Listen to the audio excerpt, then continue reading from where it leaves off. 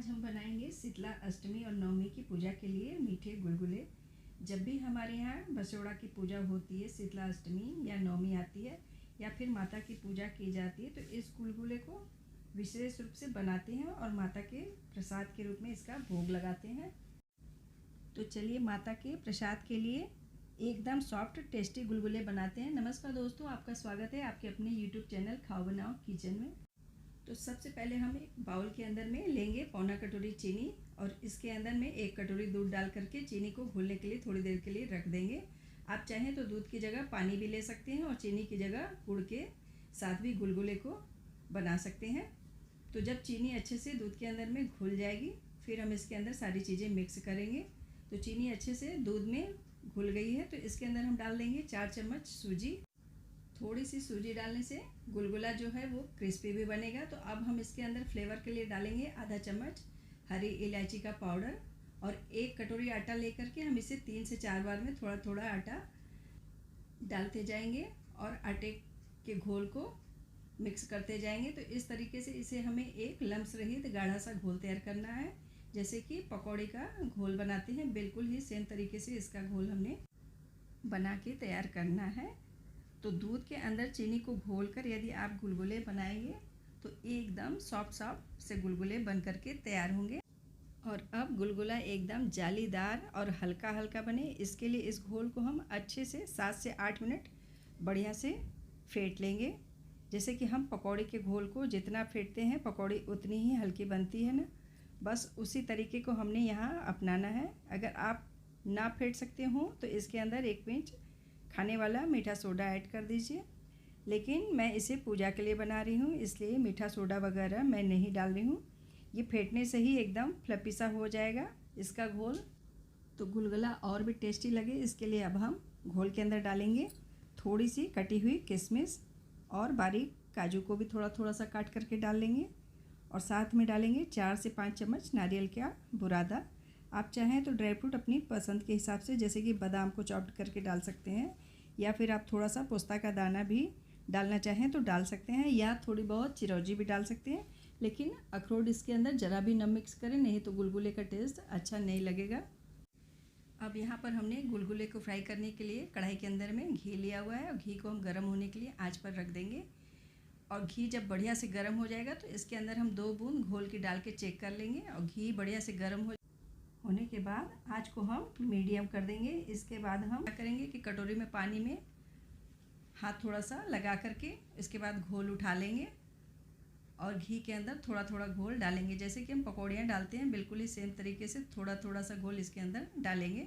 जिस साइज़ का गुलगुला हमने बनाना है उतना घोल कढ़ाई के घी में डालते जाना है। तो बस अब आप देखेंगे कि जो जो थोड़ा सा पकने लगेगा तो आप देखेंगे कि ये अपने आप ही नीचे से थोड़ा थोड़ा सा सीखते सीखते ही घी को छोड़ने लगेगा और घी के ऊपर आने लगेगा। यही पहचान है गुलगुले के सॉफ्ट और हल्के होने की। तो बस इसे अलट पलट करके हम गोल्डन होने तक इसे फ्राई करेंगे और जब ये आधा पक जाए तो इसके बाद आँच को हम एकदम धीमी कर देंगे। धीमी आँच पे इसे 2 से 3 मिनट फ्राई करेंगे, जिससे कि ये अंदर तक खूब बढ़िया से पक जाए गुलगुला। तो ये गुलगुले खाने में बहुत ही टेस्टी होते हैं और हमारे हिंदू धर्म में तो बहुत सारी पूजा में गुलगुले को विशेष रूप से बनाया ही जाता है भोग लगाने के लिए। और जैसे कि माता वगैरह की पूजा होती है या शीतला सप्तमी अष्टमी नवमी के दिन, तो इस गुलगुले को विशेष रूप से ही बनाते हैं इसका भोग लगाने के लिए। तो अब ये गुलगुले काफ़ी अच्छे से फ्राई हो चुके हैं, बिल्कुल ही गोल्डन इसका कलर है। तो अब इसका एक्स्ट्रा घी निकालते हुए हम इसे किसी डलिया वगैरह में रखेंगे, जिससे कि इसमें नीचे से भी हवा लगती रहे, ये पसीजने न पाए, इसलिए इसे डलिया जैसे बर्तन में रखेंगे।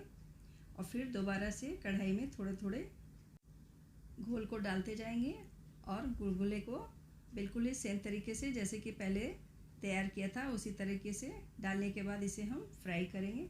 तो दोस्तों, जब भी आप गुड़ के साथ अगर गुलगुले को बनाते हैं तो गुलगुले का कलर थोड़ा सा डार्क आएगा और टेस्ट भी उसका खाने में थोड़ा सा डिफरेंट होगा चीनी वाले गुलगुले के बजाय।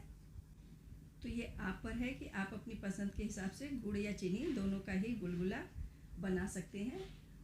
तो देखा आपने कितना ही आसान है गुलगुले को बनाना। एकदम सॉफ्ट स्पंजी सा गुलगुला बन करके तैयार हो रहा है। तो इसी तरह से हम अपने सारे गुलगुले को तैयार करेंगे और इसका एक्स्ट्रा घी तैयार होने के बाद निकालते हुए इसे डलिया के अंदर में रखते जाएंगे। तो हमने सारे ही गुलगुले बना करके तैयार कर लिए हैं। ये बहुत ही टेस्टी बने हैं। इन्हें बना करके आप 15 दिन तक खुले में ही रखकर खा सकते हैं। तो इस गुलगुले को हम शीतला माता की पूजा के लिए रात में ही बनाते हैं और अगले दिन पूजा में भोग लगाकर जब खाते हैं तब ये और भी ज़्यादा सॉफ्ट और टेस्टी हो जाते हैं। दोस्तों, इस गुलगुले को आप पूजा के लिए बनाएं या फिर कभी कभार स्नैक्स के रूप में भी बना सकते हैं। इसे आप सफ़र में भी ले जा सकते हैं। इसे एक बार बनाकर आप 15 दिन तक रख करके इस गुलगुले को खा सकते हैं। ये गुलगुले बच्चों को बहुत पसंद आते हैं। ये कितना सॉफ्ट बना है, एक मैं आपको तोड़ के भी दिखा रही हूँ। एकदम जालीदार गुलगुला बना हुआ है। वैसे भी त्योहारों पर तो हम लोग गुलगुले बनाते ही हैं और पंजाब की शादी में तो गुलगुले बनाना बहुत ही मस्त होता है। और गुलगुले को कहीं कहीं लोग पुआ भी कहते हैं। तो आपको गुलगुले की रेसिपी कैसी लगी? यदि आपके लिए ये रेसिपी हेल्पफुल हो तो वीडियो को लाइक कीजिएगा और चैनल को ज़रूर सब्सक्राइब कीजिएगा। मिलते हैं किसी और रेसिपी के साथ। Thank you.